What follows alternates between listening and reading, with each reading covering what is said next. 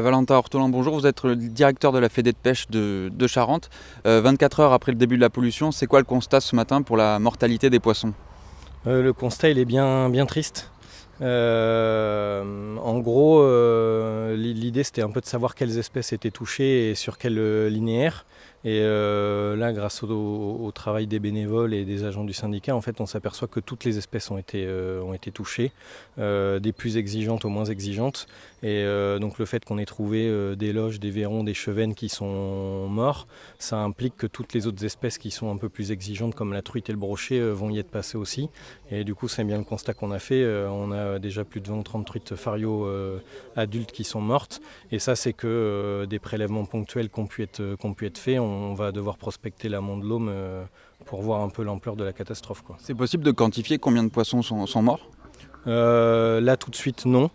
Par contre, nous, on a des données de densité d'espèces là sur ces rivières, et en fait l'idée ça va être de savoir dans les jours qui arrivent est-ce que ça a été une mortalité totale ou pas, et après on pourra quantifier en termes de biomasse ce qui a été tué, mais malheureusement ça risque d'être énorme, quoi. On parle pas de 5 ou 10 individus là, malheureusement on va parler en milliers d'individus, probablement en tonnes, pour donner un ordre de grandeur. Voilà, c'est vraiment important, quoi. Est-ce que c'est du jamais vu en Charente?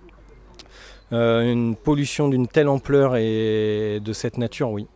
On a déjà eu malheureusement des grosses pollutions en Charente, on a déjà eu du cyanure, on a eu des pollutions sur des débordements ponctuellement de stations d'épuration, de choses comme ça, mais là une pollution d'une telle ampleur qu'a, semble-t-il, tué autant de poissons, c'est du jamais vu. Et est-ce que quelque chose peut être fait pour sauver des poissons, ou maintenant c'est trop tard et il y a juste à constater les dégâts?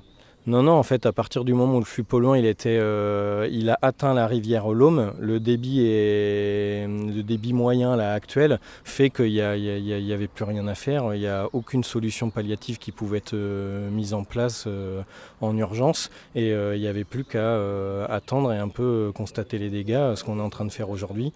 Il aurait fallu, quand il y a eu le constat de la fuite de lisier, essayer de pouvoir contenir la pollution immédiatement, avant qu'elle arrive dans la rivière. Une fois qu'elle est dans la rivière, c'est trop tard. Et est-ce que des poursuites vont être engagées? Est-ce que la Fédé de pêche va porter plainte? Alors la Fédération de pêche de Charente et la PPMA, donc l'association de pêche d'Aigre, vont déposer plainte pour être reconnus comme victimes et pouvoir avoir accès à la procédure. Après, les suites qui seront données d'un point de vue pénal, ça reste à l'appréciation du procureur, et donc on espère, nous, qu'il y aura une enquête qui permettra d'aboutir